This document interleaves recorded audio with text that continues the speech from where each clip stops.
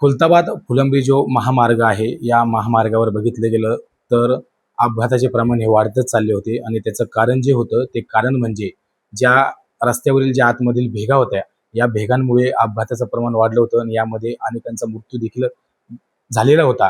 आपण जर बघितलं तर कालच जे स्थानिक आमदार आहे प्रशांत बंब यांनी देखील या रस्त्याच्या संदर्भात आपल्याला एक बाईट दिली होती, बातचीत केली होती. यामध्ये देखील त्यांनी आरोप केलेले होते. जो ठेकेदार आहे, या ठेकेदारावर गुन्हा दाखल करा अशी देखील त्यांची मागणी होती आणि अखेर त्या ठेकेदारावर गुन्हा दाखल झालेला आहे. आणि आपण जर बघितलं तर माझ्यासोबत खुलताबाद पोलीस ठाण्याचे जे पोलीस निरीक्षक आहे प्रशांत महाजन सर, हे आपल्यासोबत. आपण त्यांच्याकडनं जाणून घेऊया. सर नमस्कार. नमस्कार. सर्वप्रथम बघितलं गेलं तर ते खुलताबाद जो फुलंब्री जो रोड होता, या रोडवरील ज्या आतील भेगा होत्या, या भेगांमुळे अपघाताचं प्रमाण वाढलं होतं आणि यामध्ये बघितलं गेलं तर काही दिवसापूर्वी एका मुलाचा त्यामध्ये मृत्यू झालेला होता आणि अखेर आपण त्या ठेकेदारावर गुन्हा दाखल केला. यावर काय सांगा? दिनांक 9/5/2026 रोजी NH 752H फुलंब्री खुलताबाद या रोडवरील गदाना शिवारामध्ये पाळीचा मळा येथे वळण रस्त्याच्या मधोमध एक अपघात झालेला होता.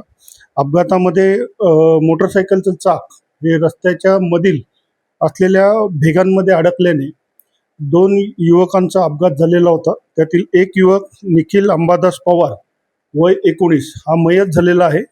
तसेच दुसरा इसम विश्वंभर गणेश पवार वय 15 वर्ष हा गंभीर जखमी आहे. तो अद्याप घाटी रुग्णालय या ठिकाणी उपचार घेत आहे.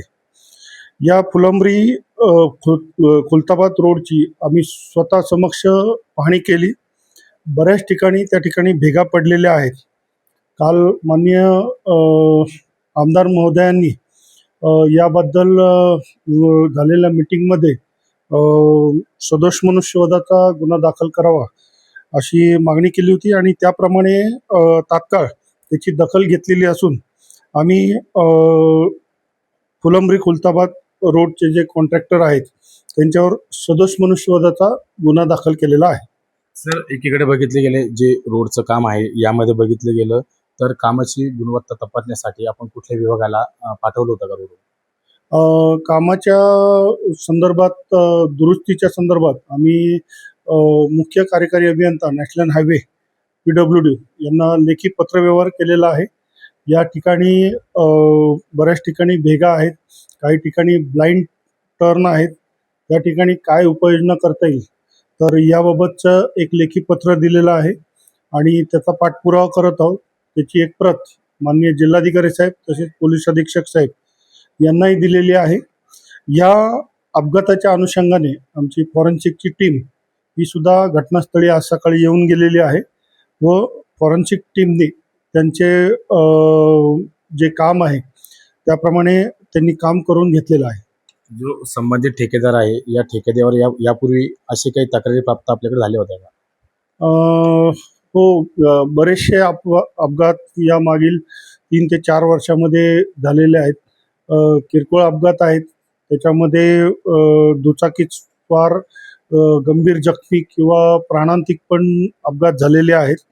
तर यावरती बऱ्याच पूर्वीपासून तक्रारी आहेत की रस्ता जो आहे तो निकृष्ट दर्जाचा आहे.